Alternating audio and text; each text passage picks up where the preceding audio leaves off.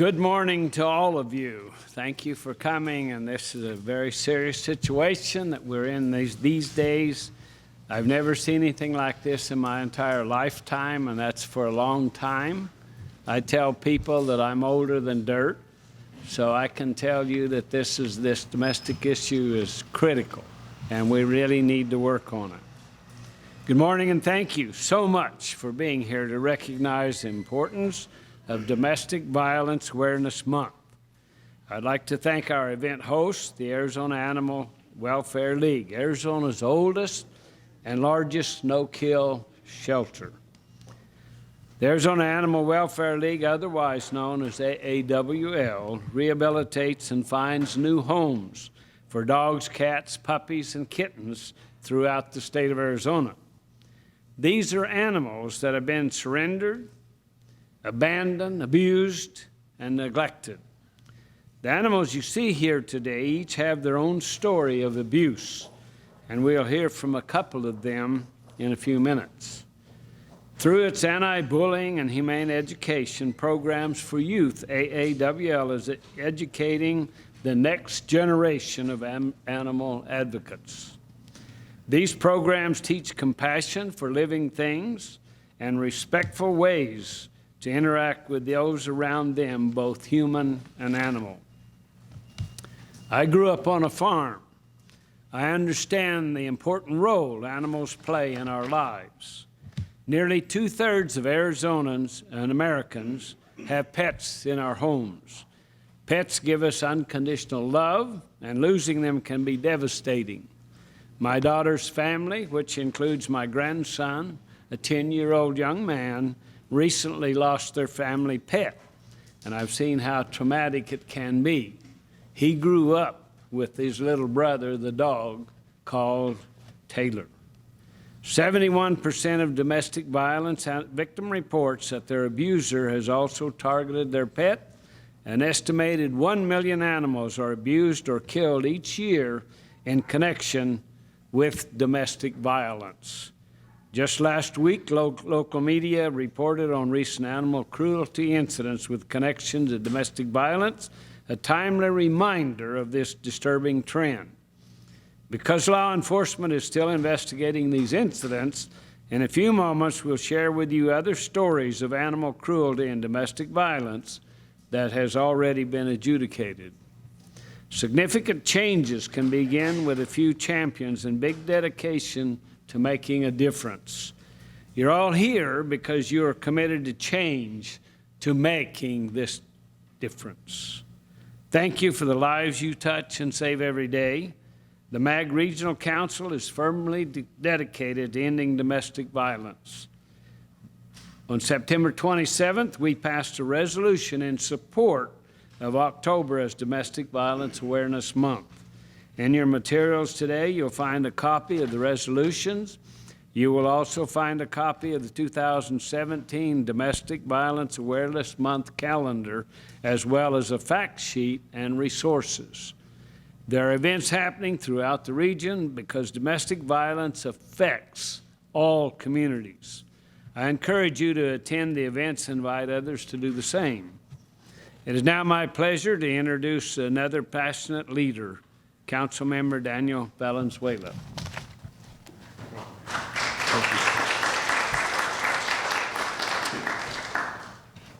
Hi, I'm Daniel Valenzuela, Phoenix City Council member, and I'm honored to represent the mayor, the council, and our city staff for this morning's press conference. First, would like to thank you, Mayor Meck, for your leadership in addressing domestic violence in the region. It is important to have champions like Mayor Meck and several others that we will be hearing from, and like-minded champions who could not be here. Every year in Arizona, more than 100 people lose their lives due to a partner or family violence. It is a price paid too often by too many victims, and many of those victims remain in danger, often fearful of leaving their pets behind as target abuse. Understanding the link between animal abuse and domestic violence is important for law enforcement and investigators, so they can collect the right kinds of evidence and information. In addition,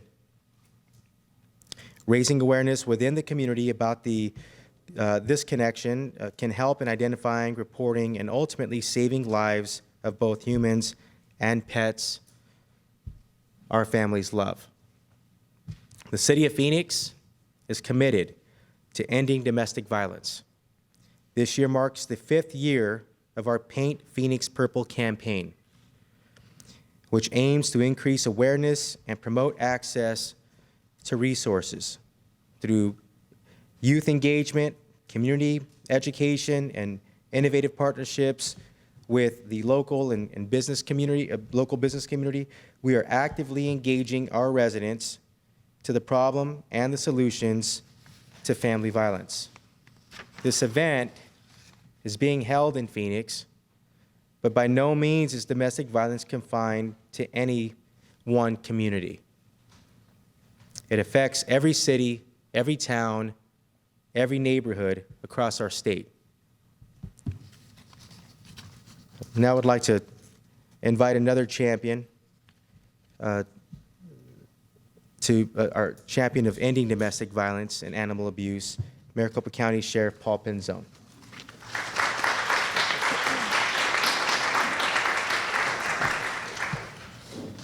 Thank you to my colleagues here and to Councilman Valenzuela to come together along with you on this very important day to address this issue. And if you don't mind, I'd like to actually go back in time and share some personal stories with you. In 1988, while I was interviewing to become a police officer of the City of Phoenix, they asked me, why do you want to be a police officer? And I remember my answer very specifically to this day. I said, because I don't like bullies, and I feel it's my responsibility to stand between the bully and that potential victim. Whether it is domestic violence or crimes against animals, the perpetrators are nothing more or less than bullies. They choose their victims not because their victims are helpless, are vulnerable. It is because their victims give unconditional love, and they see that gift as a weakness. And they take advantage of this unconditional love with abuse and violence. And that is something that can never be tolerated in any circumstance or civilized society. We must collectively stand against it. When I became an officer, I had the opportunity while at Silent Witness to start one of the first reward programs in the state and possibly in the nation, along with another advocacy group, the Humane Society. And I remember when they approached me with this program saying that they wanted to offer the rewards if we would work in partnership to identify suspects who are responsible for crimes against animals. And initially there was some caution, because what we did not want to do was misrepresent our commitment to our human victims, and that we wanted to also show the respect and the acknowledgement that crimes against any of us, whether it's our animal friends or family members, when it comes to violence, are no different. And our message was very plain and simple. Again, anyone who is a bully who chooses violence to intimidate or hurt others must be targeted and held accountable. And we must be intolerant of these acts. So as a pet owner, I understand the love and compassion that is given from animals every day. As a husband, I recognize the beauty and the compassion that my wife and the strength that she brings every day. And for any of us to stand by and allow for anyone out there to be a bully and to target those that are most loving in our society speaks in the wrong direction about who we are as people. So this is an issue that we can address. This is an issue that we can stop, and it's an issue that we must stop. As the sheriff now, I can tell you that we are convicted to a practice that has gone on long before I became sheriff, which is the sheriff's office dedicates time and deputies to the investigation of crimes against animals. And when it comes to domestic violence, we continually strive to become experts, because although the actions are brutal in nature and very much just a violent act, the sophistication of the investigations requires expertise. It requires the ability to bring cases together so that we can prosecute and hold people accountable. In my jails, we have the worst examples of these atrocities and some of the men that are in there that have been violent in many, many ways. And we will hold them accountable. At the same time, we are committed now to actually improving on and building a new MASH facility where we can provide appropriate care for these animals that have been abused and put them in an environment that's healthy. At the same time, we will call on our detainees to act as their caretakers, to learn about compassion and responsibility with the hopes that we can change hearts and minds and improve the quality of life, not only for animals, but for women in our society when these men leave the jail, which they eventually will. So it is my commitment as a sheriff and our commitment as an organization that protecting the women in our community and our animal friends will always be a top priority. We will look to learn from our partners that come in many, many different organizations so that we can work collaboratively. But at the end of the day, I call on our community to stand strong by those who are victims and give them the support they need, to call on resources, and to call on law enforcement when you see these things occurring, and be that person who has the courage to stand up and say, no, no, no, I'm not going to allow for you to be victimized because you are a compassionate, loving person or an animal that gives love unconditionally. You deserve to be protected, and we're going to stand with you. So I thank you for being here today. This is not a one-day event. This is a lifetime commitment, and I'm happy to stand here with my colleagues and be a part of this process. And with that, I would like to introduce Allison Ferrante from the City of Mesa's Prosecutor's Office. That's why I was supposed to introduce you. Yeah. It's not on my script here. I'm going to let you do your own walk up and drop the mic. You're as important as you are. Well, quite obviously, I am not Allison.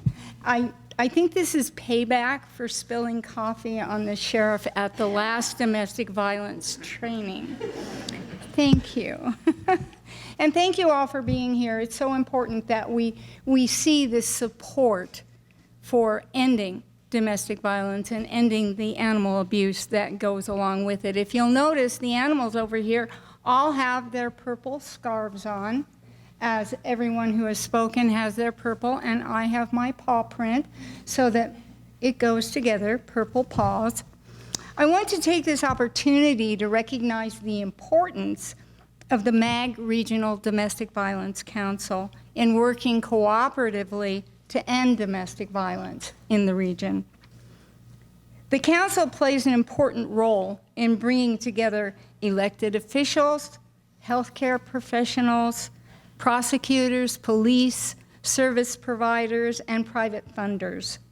It provides a forum for communication and coordinated action to effectively address, prevent, and eradicate domestic violence in the MAG region, and hopefully beyond that.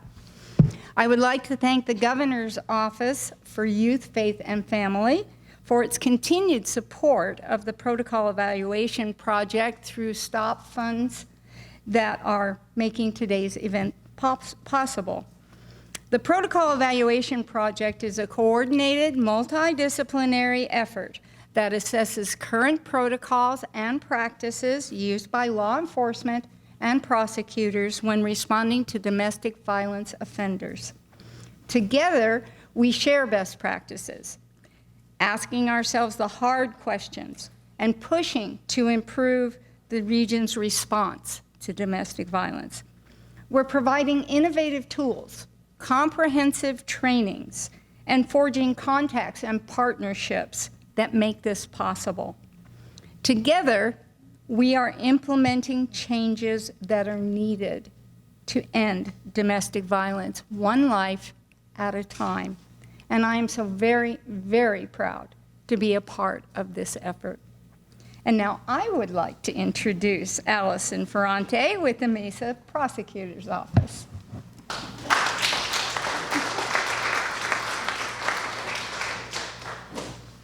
Thank you, Councilmember Barker, for the introduction, my esteemed colleagues.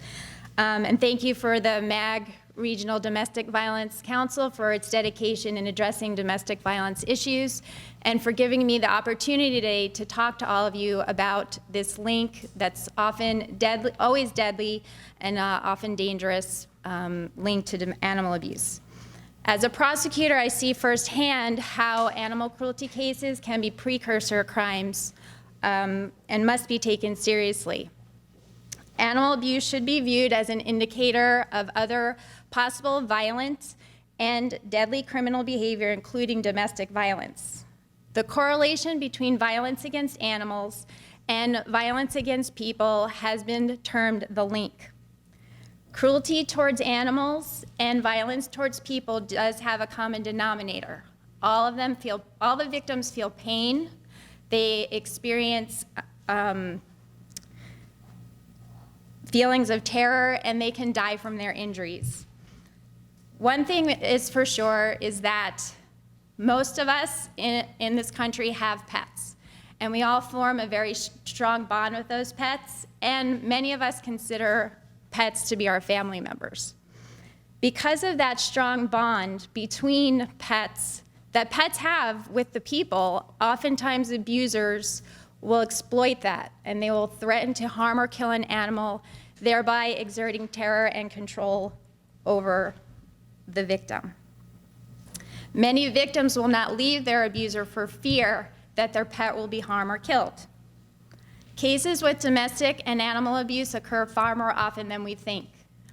1 in 4 women and 1 in 7 men will experience domestic violence in their lifetimes. Many of these victims will also see their pets targeted as further means of isolating and controlling those victims. This is an issue that we don't take lightly in Arizona, and Arizona has passed some laws that aid victims. For example, for orders of protection, pets can now be included alongside the victims. In addition, for felony animal cruelty cases that occur in the family setting, we can now include an allegation of domestic violence as part of the charges. And for plea negotiations, many times prosecutors will require that domestic violence counseling be part of the plea and that the abuser complete that mandated treatment. Also, it's not enough though. The legislature, law enforcement, the judges, the community as a whole must take these cases seriously. Sentencing for animal cruelty cases is often considered light, but with the imparting of the knowledge about this link, and recently the FBI has now required that animal crimes be reported to the Uniform Crime Report not as an other offense, but as its own separate offense alongside homicide and arson, it's hopeful that the sentencing will change. Standing beside me today are some victims of animal cruelty. There's also some pictures of victims of animal cruelty and abuse. And I'm going to share some stories with you now regarding some of the cases that I've seen and some of my colleagues have seen as well. You wouldn't guess it, but now these loving victims of animal cruelty were once living in very inhumane and neglectful conditions. The first story that I'm going to share with you today is about Ralph. Ralph was a boxador that was living in a yard in the middle of August, which, as we all know in Arizona, it's very, very hot in Arizona in August. And a neighbor called to report that a puppy had collapsed and it was living in a wire pen in the middle of the yard without any water. Unfortunately, when the law enforcement arrived, the puppy had died. But they also discovered Ralph, and Ralph had a severe injury to his eye and a dent on his head that hadn't been medically treated. As the officers were conducting the investigation, they also found that the defendant's little daughter was living inside the home in extremely neglectful conditions, and the Department of Child Services was also called to investigate. Ralph ultimately was seized and given the medical treatment that he needed, and he did survive and was adopted by another member of law enforcement. In another case, a victim of domestic violence called 911 to report that her fiance was in a rage and that he had strangled her little Maltese to the point of defecation and had grabbed the little dog and threw it down the stairs. She tried to call 911 twice, but he grabbed her arm and was causing so much pain that she ran to her neighbors to call 911. Sobbing, she explained to the dispatcher that she believed her little dog was dead. She also explained that she was nursing a black eye from a previous abusive incident involving the same defendant, and on that same date that he strangled her little dog, he also caused injuries to her, to include bruising and scratches to her body. As we were preparing the prosecution, it was discovered that he had already had a conviction for domestic violence against her in a jurisdiction north of Phoenix, and a year after this incident occurred, he was again arrested for domestic violence against the same victim. Unfortunately, many animals are not as lucky as Ralph was. In May of last year, Brendan Gephardt beat his girlfriend's cat to death with a cat carrier and scratch pole because he was jealous of the relationship that she had with the cat.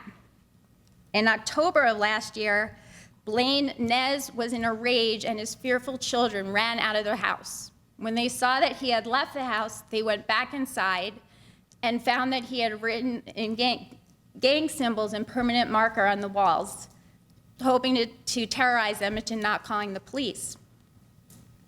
Horrifically, as when they went into one of the children's rooms, they had found that he had stomped 3 Chihuahua puppies to death. When officers later found him, they noticed that he had blood on the bottom of his shoes. Then in May of last year, Patrick Thompson was acting erratically. His family was fearful of what he was doing and how he was acting, and at one point he gathered all of them in the master bedroom of the home. He told them that one of the male members of the family had to be sacrificed, either himself, their young son, or the family dog. He grabbed the family poodle, Sparky, placed the dog between his legs, and started grabbing at the dog's head.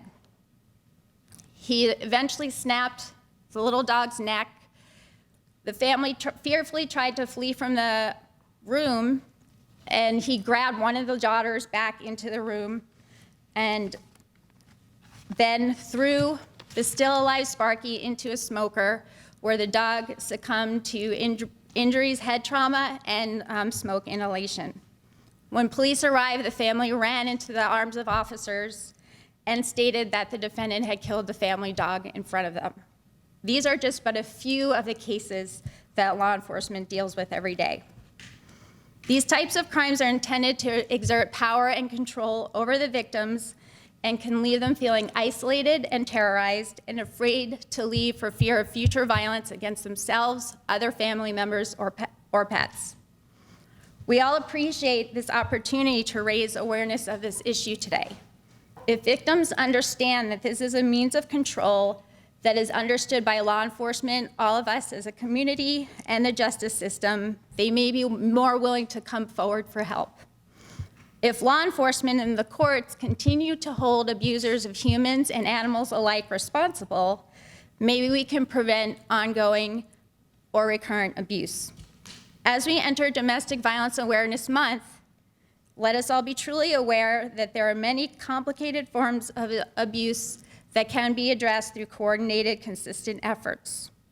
Thank you all for being here today and your committed efforts to ending animal abuse and domestic violence.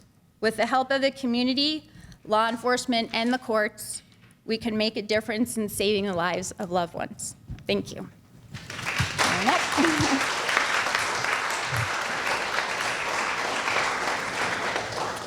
This concludes our program. As you can see, it's a very serious situation. Thank you all for being here today, and let's keep going purple. Good day.